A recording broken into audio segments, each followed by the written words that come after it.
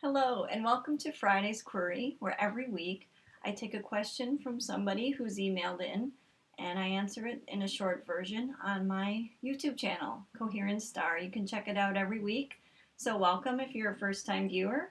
Today's question is from Chris in LA. I just love this question. He asked me, how do we lessen suffering? Such a vast topic, but maybe I can talk about 5 minutes about it, which is if we look at things in nature, we can really understand our reality better.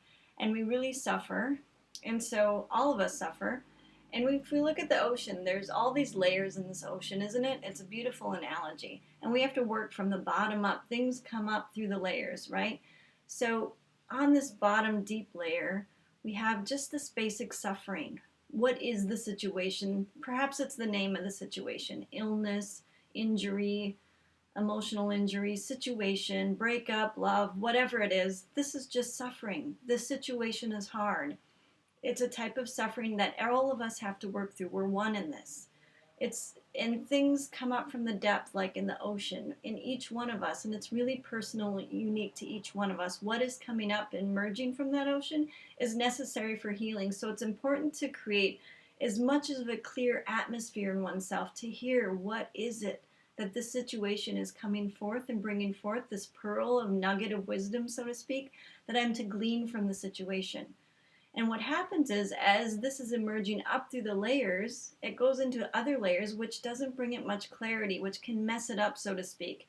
And one of those layers is our own opinions of the situation. Our ego really likes to interfere with those things.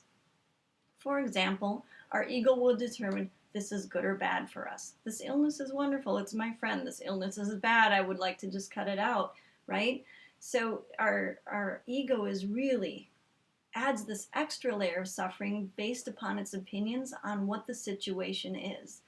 And again, it's black and white, right or wrong, good or bad. It creates dichotomies where there are none. It creates a layer of confusion and extra suffering, because when we're really angry at someone who hurts us, for example, our ego really attaches to and continues to be anger, and that anger will cloud our actual message that is emerging from the depths of this ocean.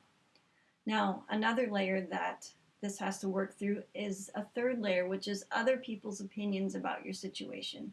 And as I'm sure you well know, you being the one person who does this, and other people, we as humans love to give our opinions, especially when friends are having a difficulty. We render our opinion easily. He's a jerk. You should get out. Why don't you do this? Have you tried calling this doctor?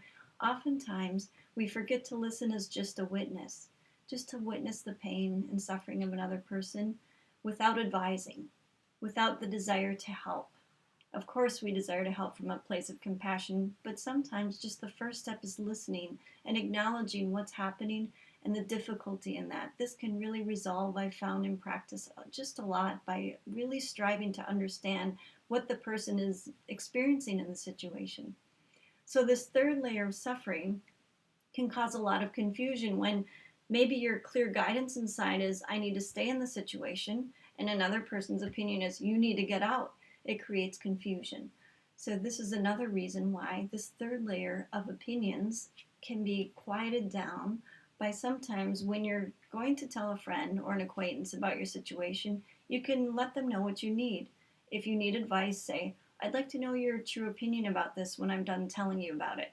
And if you just need a hug, just say, you know what I really need is someone just to listen and to hug me at the end.